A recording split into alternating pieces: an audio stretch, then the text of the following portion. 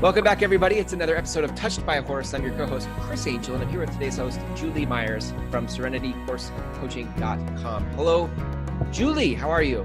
Hi, Chris. I'm doing great. Thank you. Awesome. I'm so excited to talk to you. I feel like as I was talking to you before we hit record and even looking at sort of the work that you do with horses, families are sort of where you focus, like helping parents pass on or stop passing on maybe generational patterns or other types of traumas to their kids.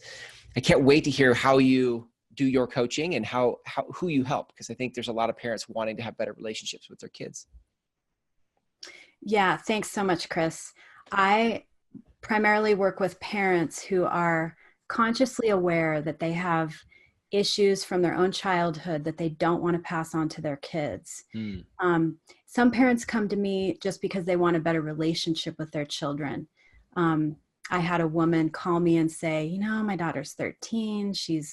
We're just in that mother-daughter thing, and I really want some support. And then I've also had women that have come to me with intense incest trauma from very young age, and they are now raising a daughter and just terrified and just barely can function. And so they are actually the ones that I just get so much out of supporting. Right. Yeah, I can imagine. I not only the transformation that gets to happen for the parent, but then also the implications of what that is for the child, that their child, growing up in that environment, that relationship. For sure. How does this work? Like, because I think parents, again, all parents would say, I want to have a better relationship with my children. But how do we use horses? Because that's kind of the deal, right? Equine coaching is we're using horses somehow to create this transformation. How does that work exactly? So the modality that I use is Gestalt.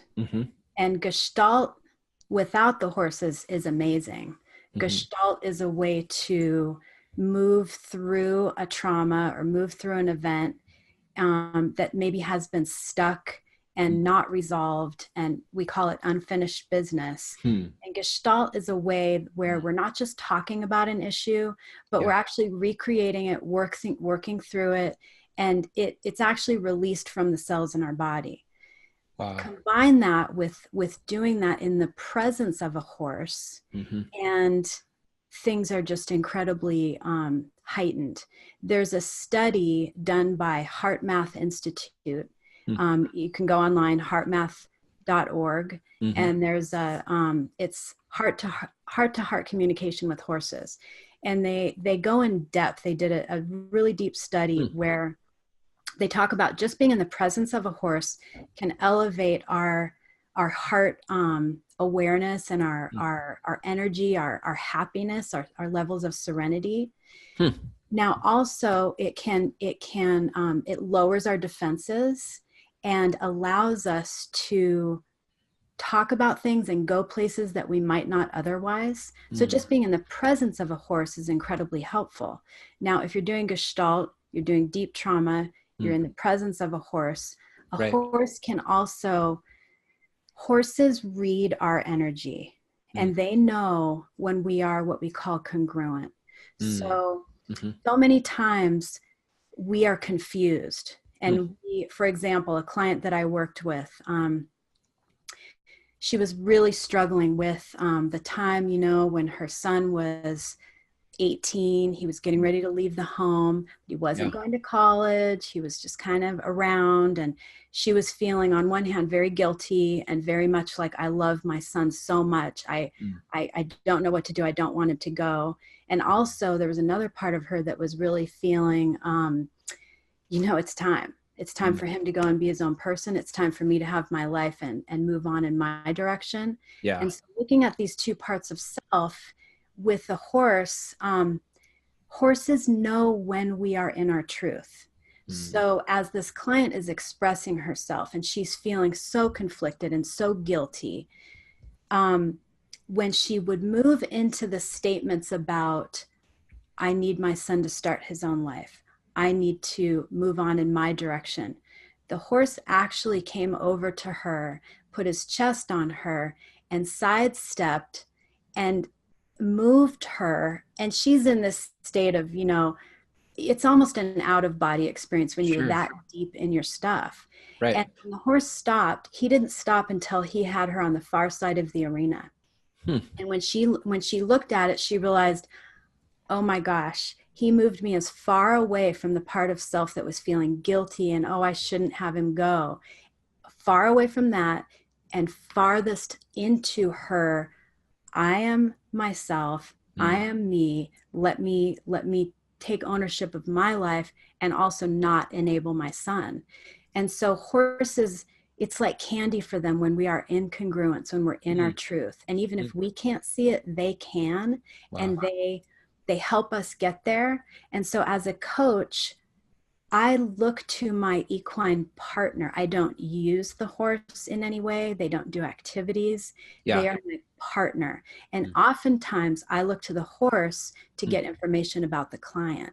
Wow. And sometimes I don't know exactly, but I'll ask the client, what's the horse telling you right now? And they will just have this incredible awareness Hmm. and start crying and, oh my gosh, he's telling me this or he's telling me that. And it's the kind of thing I can't explain. You Yeah. really need to experience it. It sounds super magical. Like just from the experience of, I know a lot of coaching, if you can, or even psychology therapy can get to a place where we start to access our Mhm. emotions. I think a lot of times, whether it's trauma or even just anger, is a Mhm. very everyday occurrence or feeling. So especially when you have kids of a certain age, Yeah. you know, but so it's easy to kind of lock those emotions away, I think, in a self-defense of just trying to make it through.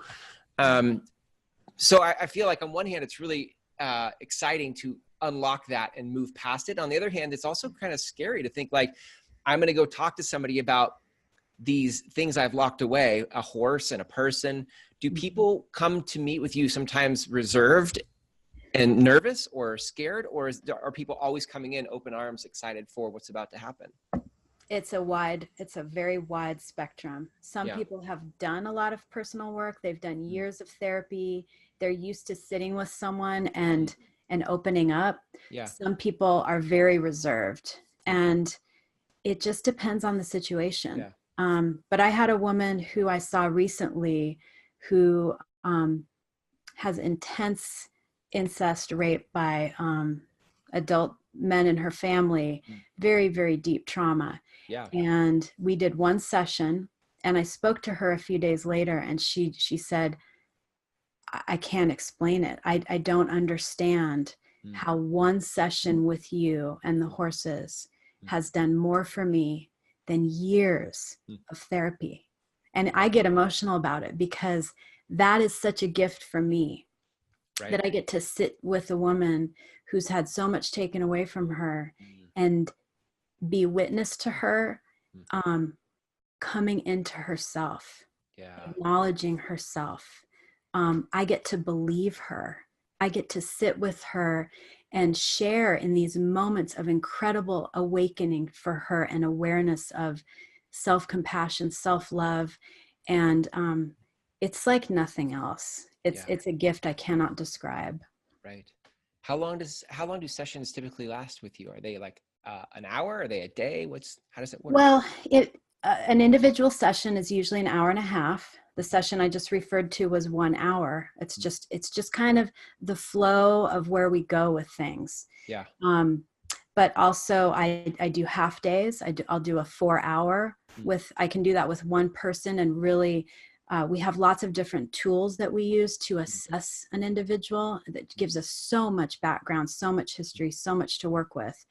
I'll do like a mother-daughter 4 hour where I'm really looking at who are they each, what are their needs, and really working on things together with them. And the horses are incredible for that. Yeah. Families, parents, children, sometimes just the child, sometimes just the parent, sometimes working more with the child, Mm. but then there are times I need to communicate with the parent, Mm. maybe a husband and wife Yeah. if their child is in distress. Right. So it's a wide variety. Mm. I love it. I feel like as parents, it can often be, I'm a parent, I have two kids, 14 and 12, right? And I feel like there's this moment where um, I hope I'm doing my best. Feel like I am, and I'm still conscious of my limitations and where I feel like I wish where I would want breakthroughs or things to open up more, you know? Yeah. And I think, you know, you can only read so many books, you can only go to so many courses, you can only do so many journal entries before you realize like, I only know what I know, and I can only help myself in whatever I see to help myself. And at some point, it seems like it's important to get beyond yourself and to access something new, which it sounds like comes out of these sessions with you and the horses, right? Absolutely.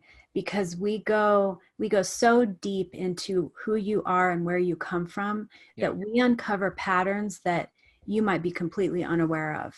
We do work looking back generationally and looking for generational patterns. And oftentimes people are blown away by patterns that are there that they had no idea about. Right. And so we can find those and help you, I say we, the horses and I, help you work on those so that you're not passing them on to your kids. Yeah. And some of them are very well known.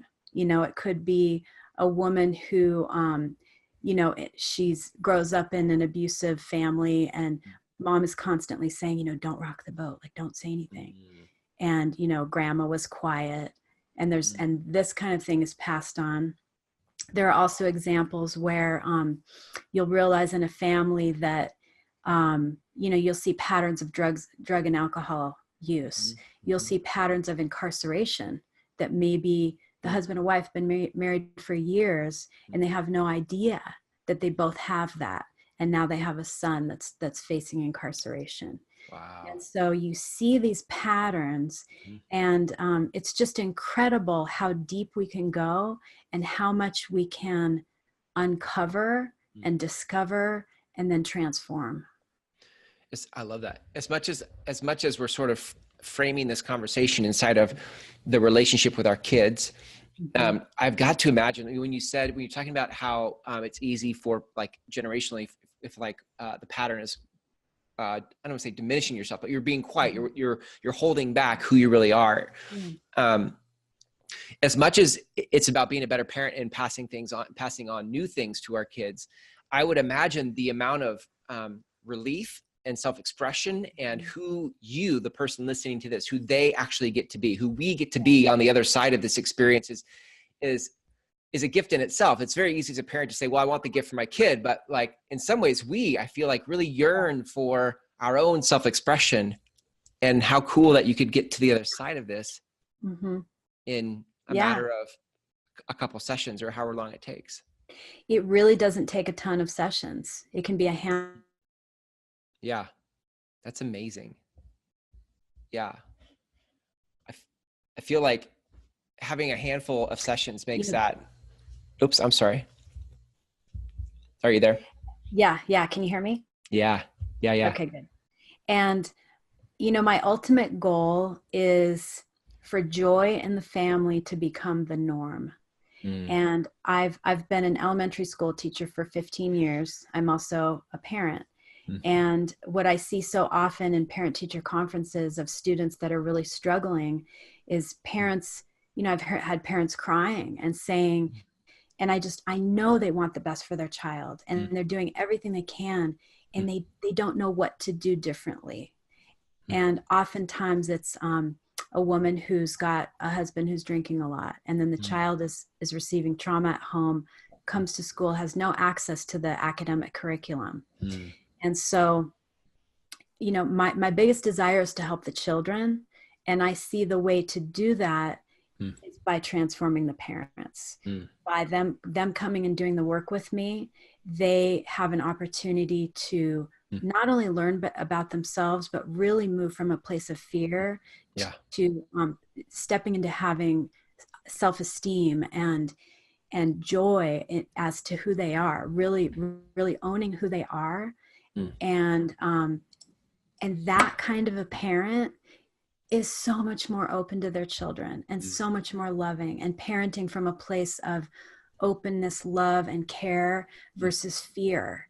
And so many people parent from a place of fear, and it's not even their fault. Yeah. Oh, totally. Yeah, totally get that. You just don't know any better. Don't know what else to do. Like I'm doing everything I know to do is a phrase I could hear in my head, right? I don't know what else to do. Yeah. I remember thinking that myself. Yeah.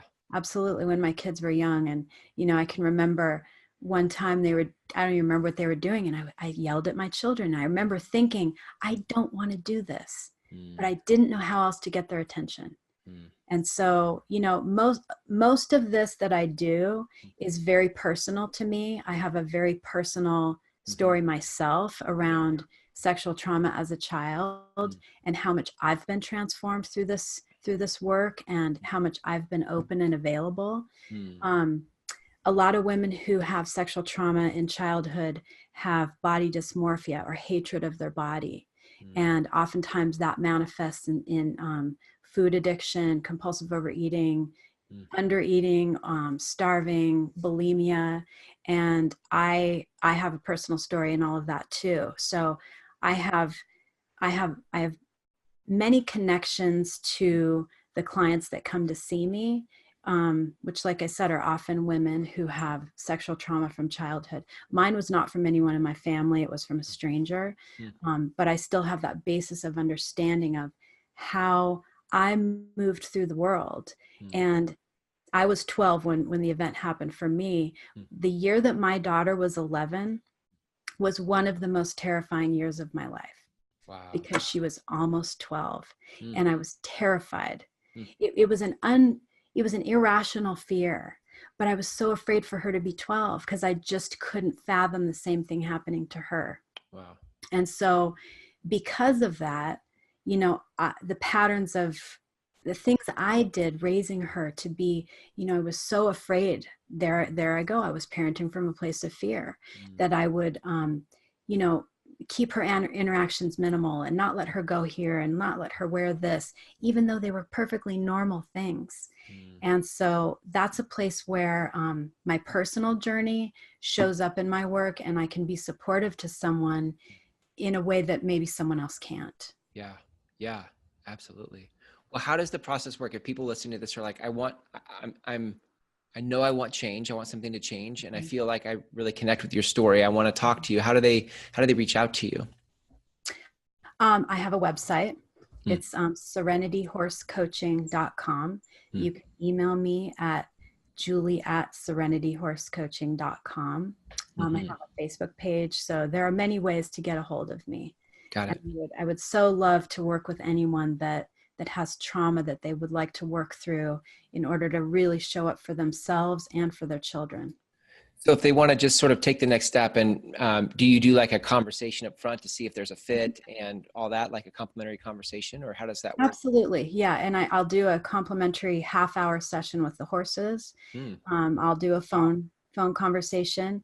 Wow. I also do groups. So if it's the right time and the right fit, oftentimes people will come to my group, and we get a lot of work done there.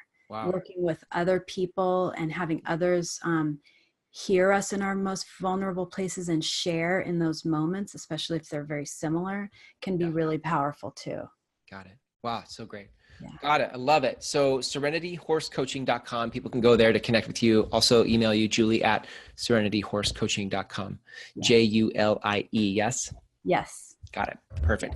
Julie, thank you so much, not only for our conversation, but for your mission. I really love the transformation that this gets to put out in the world. And I think the world's ready for it. I think people are ready to step into their higher self and pass on patterns that are constructive and full of love and joy. So, and it can only better the world. If everybody could be more joy, the world would be a happier, better place. And joy is my goal for all of us. Thanks for your time today. It's so great to chat with you, and take care. Thank you so much.